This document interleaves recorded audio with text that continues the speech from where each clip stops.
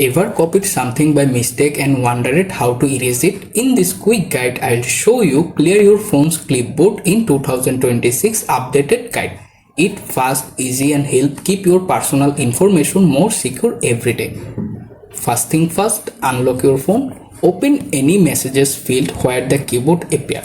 After your keyboard pop up, try to look for the keyboard toolbar section. Here you can find the clipboard icon.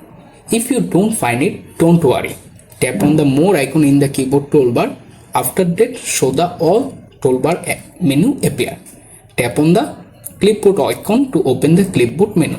Here you can see the all copied item there, such as copied messages, screenshot, any other thing if you copy them. If you decide to delete all of them copied items, simply tap on the pencil icon in the menu, then select one by one everything if you erase it.